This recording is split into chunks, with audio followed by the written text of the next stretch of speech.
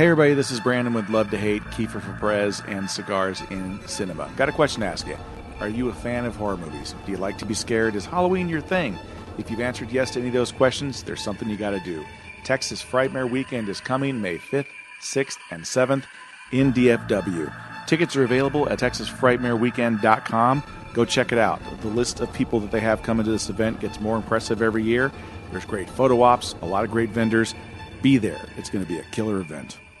Nat Sherman is the leading American luxury brand in premium cigars. From the classic range of the Metropolitan and Host selections to the transformative Timeless collection, their elegant Sterling and limited edition offerings, or the bold and commemorative 1930 blend Andy Polka. Everyone has the opportunity to enjoy a Nat Sherman experience. Family owned and operated since 1930, Nat Sherman's tradition of innovation and commitment to excellence reminds us why America's Nat Sherman brand is known as tobacconist to the world. Love to Hate, the podcast that asks the question, what do you love to hate? You are a smelly pirate hooker. And I hate your ass face! Do you love it? No! Do you hate it? Oh, yeah. Yes! You stupid, ignorant son of a bitch, dumb bastard! I toss in your general direction! No more foreplay. Hey kids, it's Monday, so it's time for another edition of Love to Hate. I'm Philip Fullman, and I am Brandon Luna. Yeah, see, there he is. I was going to say Brandon Luna's over there lighting his mystery cigar that I gave. Cigar. It's pretty good. Mystery cigar song. Mystery Cigar 3000. Are the new episodes of MST3K on yet? I don't think so. I know Netflix added a bunch of episodes, but I didn't know if the new ones were out yet. That was kind of like a nerd show. Yeah, it was definitely like a nerd it was show. kind of like the AV kids that watch that, but I've kind of based, like, okay, I consider this person cool because they know about Mystery Science Theater and they like it. Because a lot of people know about it, but some people know about it, but they don't like it. Right. So it's kind of like one of those, hey, I like Clerks. All right, I kind of dig you. So it's kind of one of those things that I set up as one of those parameters of yeah, friendship. I guess of like, hey, this is what makes people acceptable to me, or right. You kind of gravitate to your own little pocket of people with like interest. My wife and I thank you for those tickets, did we? When you had the Oh, yeah, I forgot. Yeah. Yeah, and I didn't get to go. I actually got to download it. It was very cool. And see that. There was some pretty good stuff. It was their 20th. It was a reunion show, and they got the new cast, the new guy from Mystery Science Theater with Joel, and they brought in everybody who did Cinematic Titanic and does riff tracks, and brought them all in. So it was a fun show. Yeah, it was cool. I've always liked those guys. Now, when Joel Hodgson did Cinematic Titanic, I got to see them here in Dallas. Nice. And it was fantastic. They Is did that the one you're saying you laughed at the one joke that? Yeah, I nobody laughed at the. They made a Charles Bukowski joke. It was Trace, who played Dr. Forrester, and he said something about this bar. He goes, "Wow, Henry Chinansky wouldn't even drink in here," which was Wow. Bukowski's AKA when he wrote.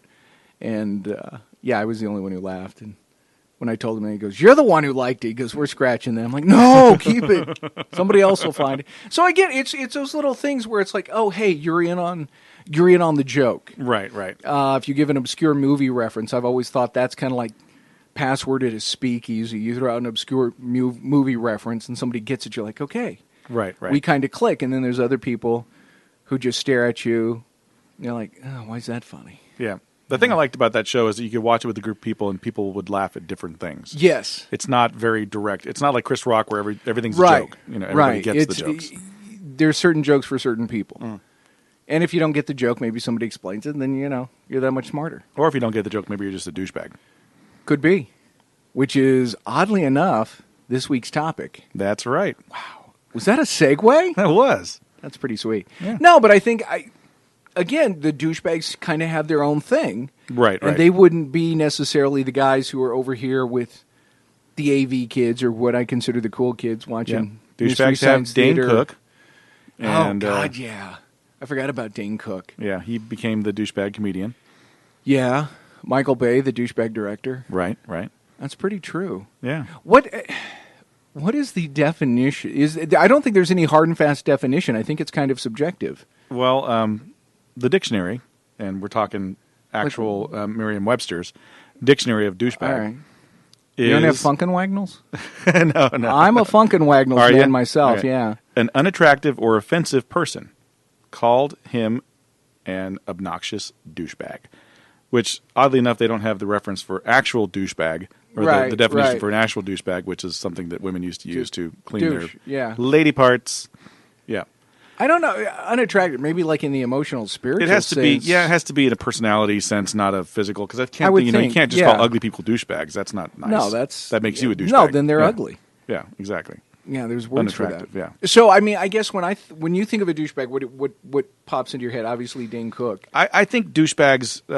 The term is relative to a certain type of people that have happened throughout society. Okay. So I would say that Romans were douchebags.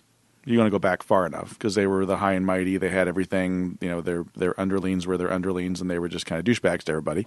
You could go to even the greaser, sharks, era, that type of thing.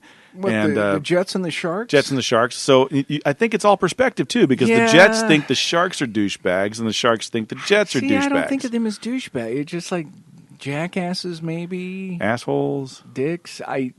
Douche, I don't know. So what defines a douchebag to you? I see a guy with a lot of product in his hair. Like spends a lot of time on the hair. Mm-hmm.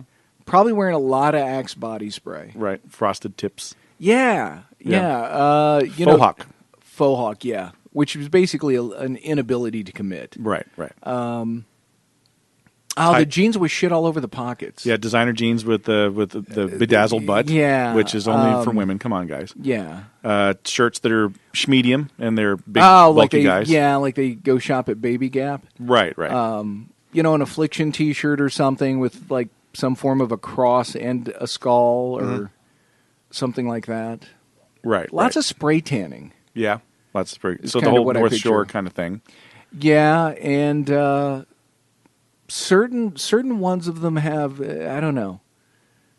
I want to say big trucks. Big trucks? Yeah, but a lot of that can also be redneck. That also goes into little wiener territory. So yeah, it does. The guy who tucks in the T-shirt around the belt buckle, so you can see the belt buckle. The belt buckle, yeah. Even if it's not a fancy belt buckle. But I just kind of picture I don't know, just kind of this attitude where it's a party dude bro. Yeah, the dude bro thing. Yeah. That's yeah, country music now is very, very much about douchebags and dude bros. Mm-hmm. It's kind of like a frat thing. Mm-hmm. Yeah, you could say frat guys typically are douchebags for the most part. In my experience with them, yeah. That would kind of be my. I would definitely define myself as a nerd in high school. I mean, I was. Oh yeah. But I was a weird. I was the. I don't know. I kind of had people. I had friends in every facet of it. So like, I was a drama guy, but I also had a job where I rented videos and stuff. So everybody wanted to be my friend because they wanted me to save them the videos. So I had jock friends. I had the prep friends. I had friends in every facet. I dressed the way I dressed. I didn't dress to appease them. Right. But there was definitely douchebags in high school. So I feel like douchebags do put a lot of time into how they dress. Yeah. Like in the 80s, it would be the guy with the preppy guys. Yeah, kind of. That was like the preps that were also jocks. Those typically were the massive douchebags in high school. When they were dressed preppy, but they were also the sports jock, guy. yeah. Those guys were typically the douchebags. They treated people like shit. Or James Spader in any 80s movie. Yes. That would kind of be a good definition. That is a very good definition of it, yeah. Now, see, we can talk about 80s movies. That movie that everybody talks about that was beloved and still is, Breakfast Club, right? Had kind of a picture of every type of person that was in high school. You had the jock, the geek, the princess, But you know what? The princess wasn't really. She wasn't like that James Spader douchebag. She was just kind of hoity-toity, spoiled, but not really that douchey type of 80s So character. Which was there a douchebag in that movie to you? Because a lot of people thought it was Bender because he's picking on everybody. Bender he's was more an of a asshole. bully or an asshole. Yeah, a bully. Right. But then you see, through the miracle of cinema, that Bender's really got a heart of gold. Right. He's just been hurt. Yeah. But at the end of it, or mostly he's probably high, so that's why he's an asshole. Probably. But no, I Bender was probably the one I related to the most. Yeah. But I wouldn't say he was a douche. I think he was pretty douchey at the beginning of the movie. I don't know. He was I pretty see again. douchey. There's that subjective. What's it mean to be douchey? I think being a jerk. Yes. Yeah. Being douchey. I don't know. That's kind of when you start talking about how much how much your dad paid for the new Porsche he bought you. That I would say is douchey. Or, so is it related to money for you? To me, it kind of is. Okay. I think it's kind of that douchey I have, you don't have, or I'm going back to the Romans, yeah. Yeah, or I'm going to act like I have, even though I don't. The as-if lifestyle. Right, because in Collin County, I think you have a lot, where we are now, a lot of douches, because it's the home of the $100,000 millionaire. You make six figures, and all of a sudden you want everybody to think, hey, I'm living pretty well. And the McMansions they put up, they're designed to look super fancy, and it's like, this is regular homes that everybody buys. Right. And then there's there's the guy that wears Ed Hardy's not it anymore, but whatever it is, whatever the tight Ed Hardy shirts and the bedazzled butt jeans, and has the Mercedes that he's paying $800 a month for, but he lives in a 1-bedroom apartment on kind of a not great part of town. But he's never there because he's always in his Mercedes driving around being a douchebag. So that's true. And you know what sucks about this? I really like Ed Hardy's tattoo work. He was like Sailor Jerry, but then he sold to whoever that guy is that put his stuff on everything and bedazzled it, and it was on purses, shoes, everything. But the artwork itself is very cool. Right. And made for some neat tattoos. Unfortunately, Sailor Jerry didn't do that. They kept they kept most of that. There's definitely brand association with douchebags. Like I think Von Dutch, pretty douchey brand. I mean, I even worked for him Abercrombie? at one point, but Abercrombie, pretty douchey brand. You could Aristotle say or Polo whatever. back in the day. Aeropostale. Yeah, whatever. Yeah. Polo maybe back in the day. I could see that. Yep. I guess if you want to be a fashion maven, or you want to be a guy that's big in that industry, you kind of market towards those people because they either have money or their parents do, one of the two. True. I would say also spray tans go a lot into that. A lot of douchebags are orange. That's true. Yeah.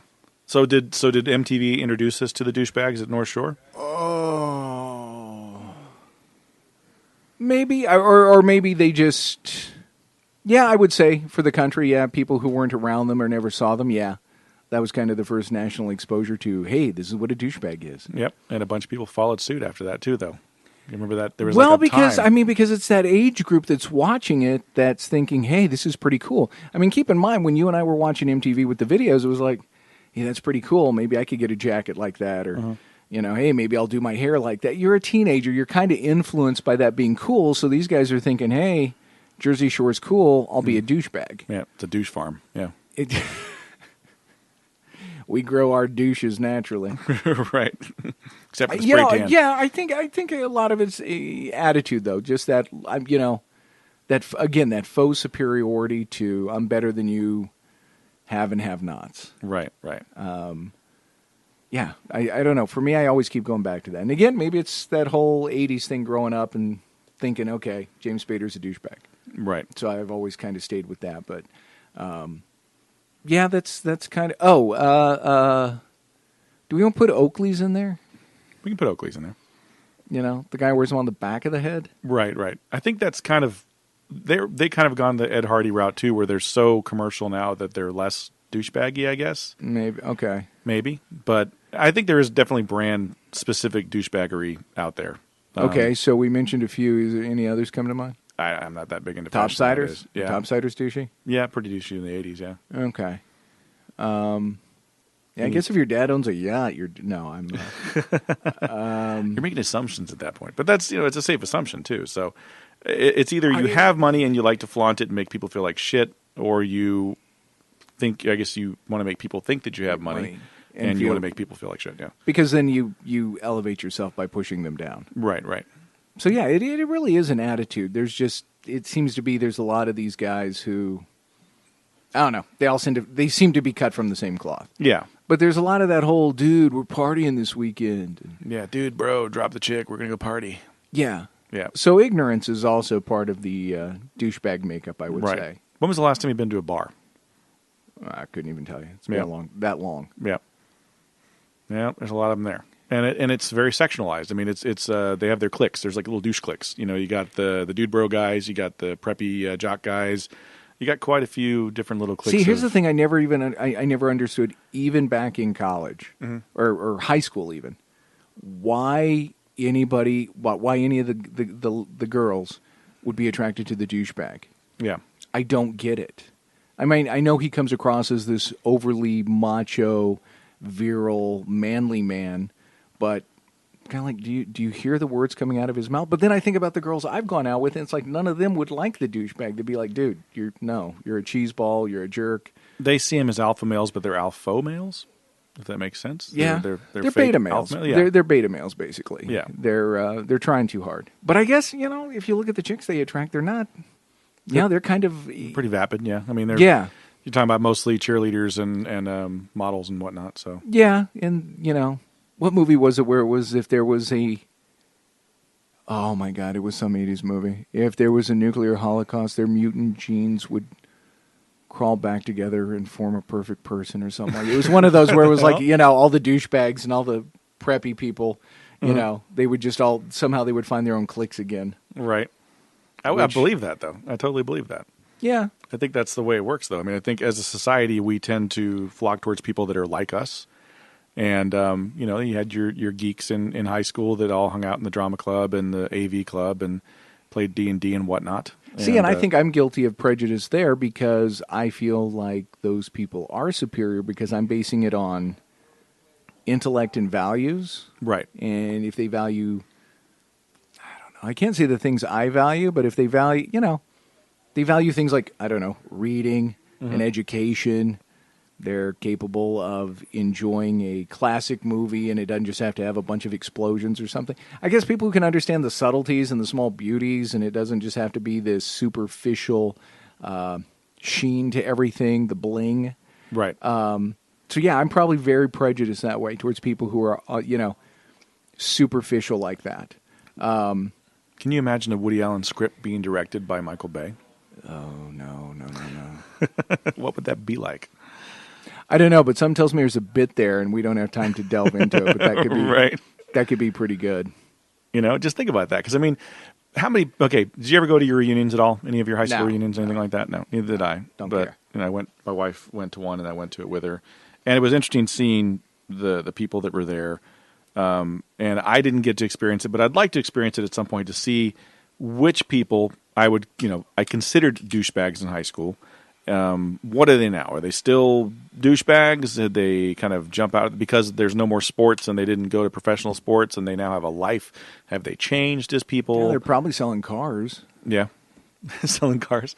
But there was there was always that one or two up there that were like super athletic, super good looking, but nice people. Douchebags, but very smart. Valedictorian or whatever.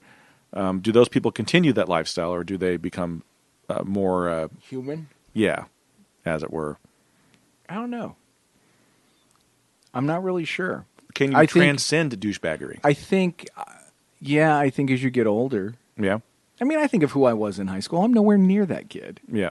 Nothing like that. I wasn't a douchebag, but I'm not like I was then. So I think, with age, experience, as things happen, it tends to change your view and who you are and how you conduct yourself. Right. So, I would say it's possible, but a lot of that means you're not sheltered anymore. Mm-hmm. You're out there and having experiences, and if you're just sticking within your own little clique, then it's going to be hard for them to grow. You ever seen the movie Mean Girls? No. No? No. You might like it.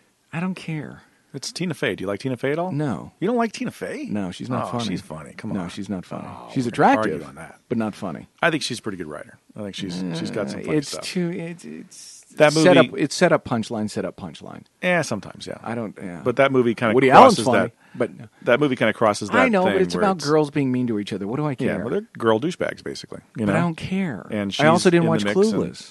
Yeah, okay. I don't like Clueless. I just and I've had people call me sexist, and I don't. It's not that. It's just like it's not interesting. Mm. I'm not saying they shouldn't make films about mean girls in high school, or films Did you about like Heathers. Yeah, but it was really dark. Yeah, and you had Christian Slater, right. so that kind of helped with it. So was he an asshole or a douchebag in that movie? I'm still leaning towards asshole Right. more than douche. Oh no, it's been a while since I've seen it. I'm going to say more asshole than douche. Yeah, I agree with that. But yeah, I don't know. That's when I was in high school too, or closer to that age. So it resonated a little bit more than Mean Girls. It came out the 90s, and it's like, man, I'm beyond that. I don't really care. I've got kids, so I had to see it. So yeah. Right, and it's kind of like the Hunger Games. It's like it's about a girl and her family. Like I'm not big on female protagonists. You've got to really have a strong story for me to care about the female protagonist. Diary of Anne Frank. No one wants to know about that. Well, that's a little different. But again, I don't think that makes it sexist. It's just you relate to what you relate to. Yeah, I agree with that. Yeah. So I just don't gravitate towards that. Now, conversely, Say Anything I absolutely love, but now we're talking about Lloyd Dobler, who I completely related to. I like to think of Grosse Pointe Blank as a sequel to Say Anything. It kind of is, yeah. I kind of like to think that. And again, speaking of how you change, you watch the end of Say Anything, you're like, oh my God, they made it to England. And as you get older, you're watching the film going, this probably fell apart within 3 months. Oh yeah. Easily. you just know that honestly her dad was right. It didn't work. He was a sweet guy, yes, but just not for her. Yeah. So again, that's kind of how he changes through experience and whatnot. But I still like the movie. Anthony Edwards in The Sure Thing, douchebag. Yeah. So, which is weird because he's more of a nerd, but he played a douchebag in that. Yeah. Yeah, because he did. Did you ever see Gotcha? Oh, love Gotcha. Yeah.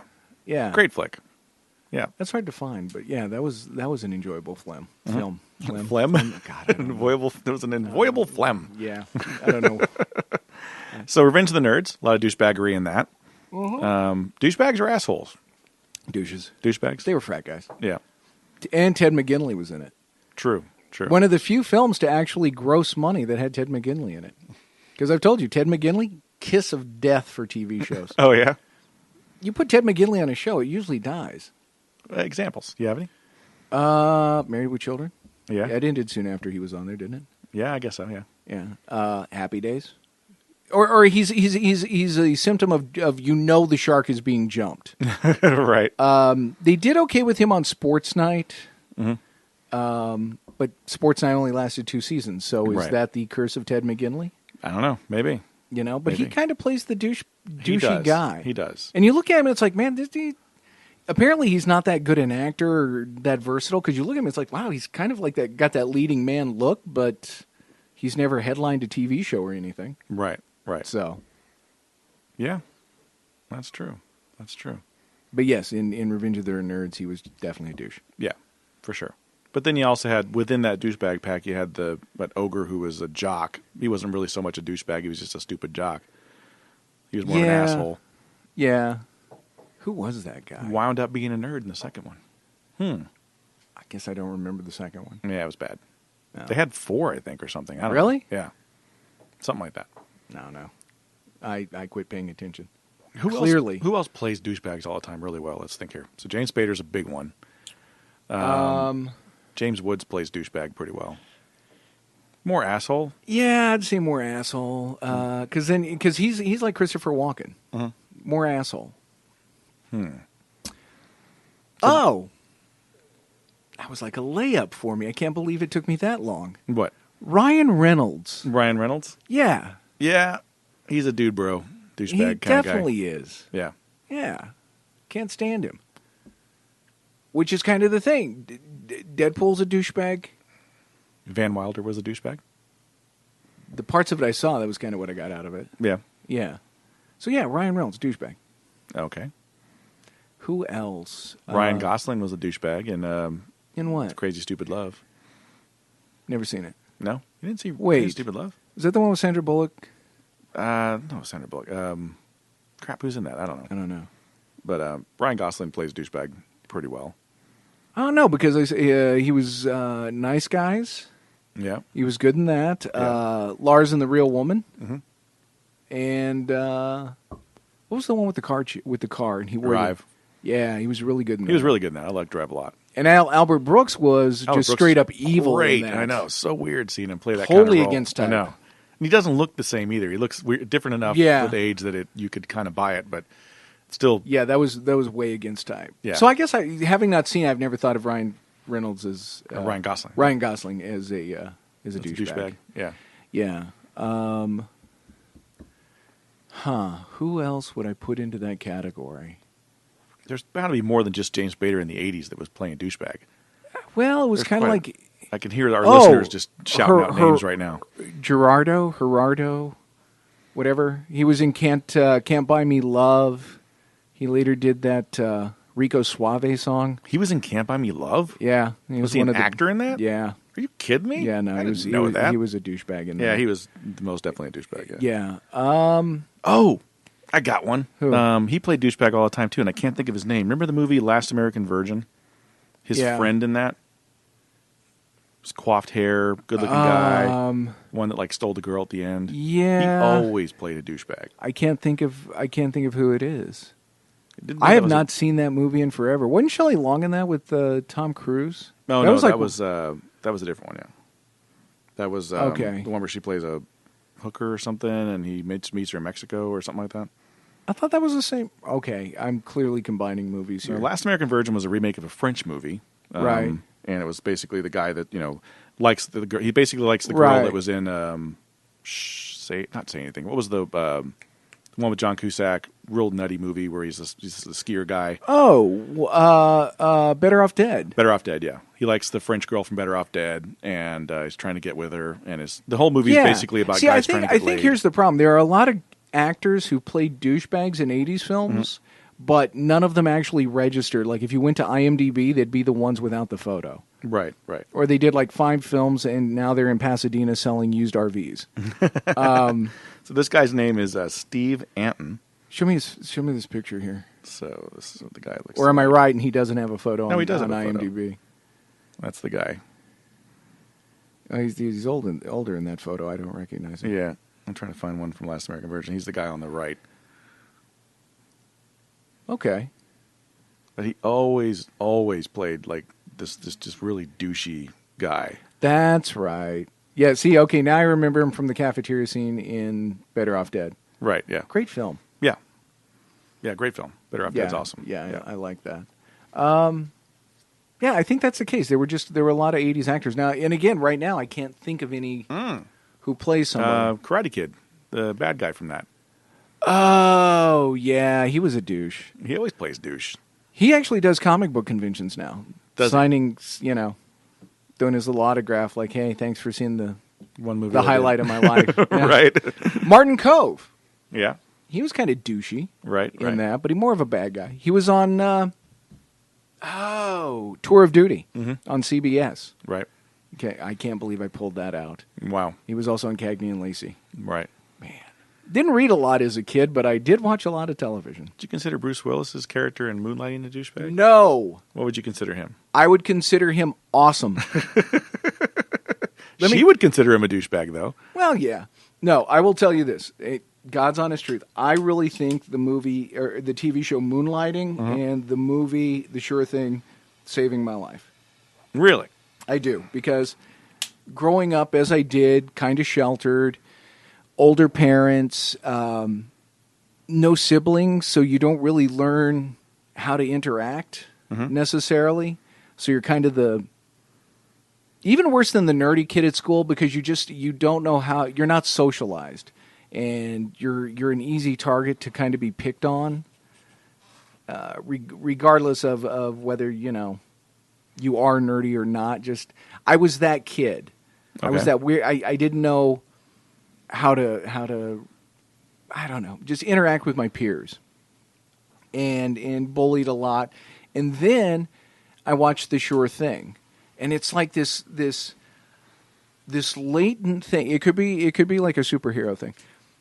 This latent sarcasm and kind of snark just kind of clicked. Right. And then Moonlighting comes on, and I just fall in love with the character of David Addison. Where it's just always kind of this little quip or something like that, or this disarming manner, and all of a sudden I had the ability to just all of a sudden defend myself. Right. When somebody would say something, or I just learned to be a little bit more hip. It like I said, it just kind of triggered that little part of me that was like inside there's this little seed of sarcasm, and all I needed was to learn how, see an example so that it could sprout, and then I became a sarcastic cynic. You sure it wasn't Pretty in Pink you were Ducky? Oh, I got called Ducky a lot. Yeah? I did, yeah. All right, so here's a list I found on Stylecaster. Go ahead. So I'm going to back this. So it went from being Ducky to then I started getting called Ferris.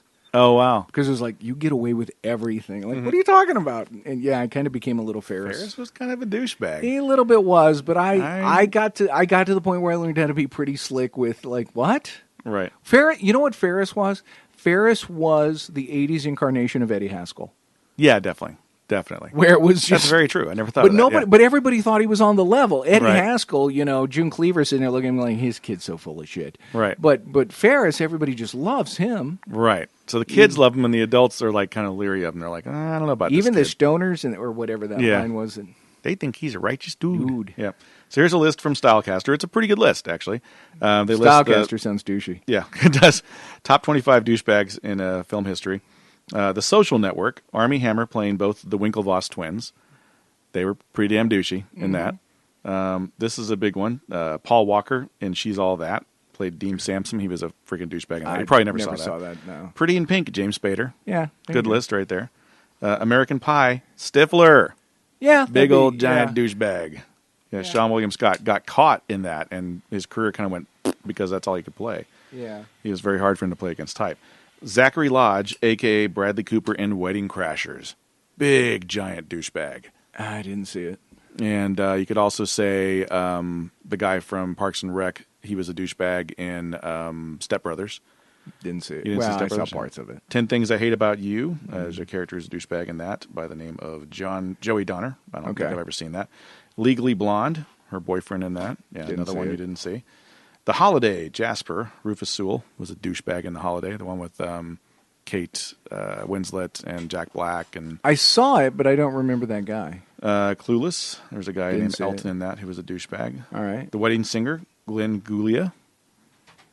Oh, yeah. Big old giant douchebag. Her soon-to-be husband in that. Yeah. Yeah. Julia Guglia. Her name's going to be Julia Guglia. That's funny. Yeah. Why is that funny? I don't know. But yeah, I mean, there's a lot of them through cinema that have done I forgot about him. Yeah, he's a big one. Yeah, and again, they're very 80s. Right. You could say Shooter McGavin from Happy Gilmore. Giant douchebag. Shit for breakfast? No. Shooter McGavin's a giant What about Don Johnson in Tin Cup? Yes. Giant douchebag. He's a douchebag in everything, though. He exudes douchebaggery. Like there was a quote. He has this for a douchey quote, and I'm paraphrasing the hell out of this, but the gist of it was he doesn't get the recognition he deserves. Pacino, Brando, De Niro. I have chops like theirs, but I don't get the recognition. Wow, like, dude, we've seen you. No, you do not have De Niro chops. You do not have De Niro chops. And Brando, before Brando went weird, you're not that guy. No, I saw you on Miami Vice. You were not that good. You're better said that. Yeah. No. It was a quote, yeah. Jeremy Piven in pretty much everything. Yeah, that's as Ari in he's a douchebag. Yeah, he's a douche. Yeah. Apparently in person or in real life, very nice guy. Oh yeah? Yeah, which I would think he's a douche in person too. Yeah, he's all into yoga and shit. Also very good friend with John Cusack. Oh yeah? Yeah. Yep. Has John Cusack ever played douchey in something? No, he takes a lot of shitty films now, but I think that's me typecasting him as my teenage other. Well, but I don't think he has. He's played some bad guys. He's in that weird spot now where I guess agent actors either they go away, they play B roles, or they do a lot of straight to video stuff, and he's in that straight to video joint right now. Yeah, doing a lot of shitty action films. Yeah, along with which Bruce is Willis weird because he's like communist type liberal. Right. He's like way, way far left.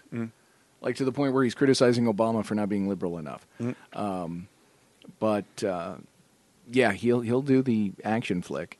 Would you say Alan Rickman as Hans Gruber in Die Hard was a douchebag? No, he was just bad. He was just a evil. bad guy? He was just evil.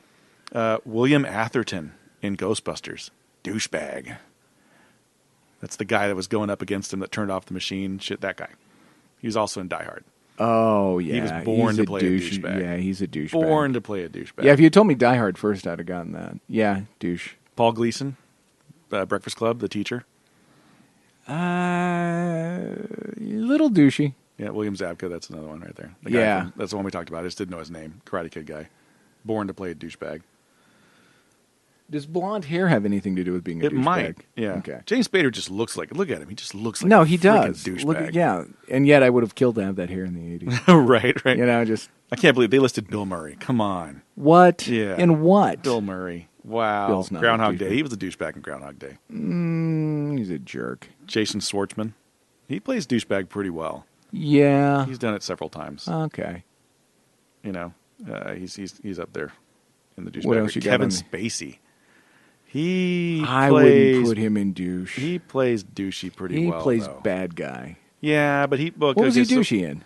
God, what was that movie with Kevin Kline where he was the neighbor who was trying to get him do all this stuff and then like got him in trouble and shit? What the hell was that called? Consenting Adults. Oh, I haven't You ever see seen that? it. No. Yeah, he plays a No, giant I douchebag just in see him as more the bad guy. More than anything. Hmm. The role I always go back to for Kevin Spacey, Glengarry Glen Ross. Yeah. That's just, nailed It's it. that or Usual Suspects for me. Those two are big. There's also American Beauty, Yeah, American Beauty is great. which was really good, Yeah. but not it a was. douchebag in that. No, he was just a Yeah, I don't see him as a douche. dad. Pissed off dad who wasn't getting what he was supposed to be getting at home. Yeah. Good movie. Great movie. Oh, absolutely. Yeah. Sad, but good. Yeah, and it's funny because I got so wrapped up in the movie, I forgot the opening intro where it's like, oh yeah, he told us he's dead. Yeah. No, I really like that one. Interesting storytelling wise too. I liked it. It was good. It was. We have no clear definition what a douchebag is. You and Tyler I- Durden. Fight Club. That kind of started the whole dude bro thing a little bit, I think. Maybe. Fight Club. Maybe. I mean, I think dude bros love that movie because of the attitude that they have in that movie, or the attitude. which that shows you the difference between the nerds who love it and the dude bros who love it, because Right. two different takeaways. Oh yeah, no, yeah, from the movie. The Yeah. jacket was douchey. yeah. The jacket was douchey. Has Ed Norton ever played a douche? Yeah, he's played douche before. In He's done what? it, but he was pretty much a douchebag in Birdman. Yeah. Again, was he douchey? I don't know. Did you ever see Death to Smoochie? Yeah, Great movie, underrated. very underrated. Yeah, it's funny.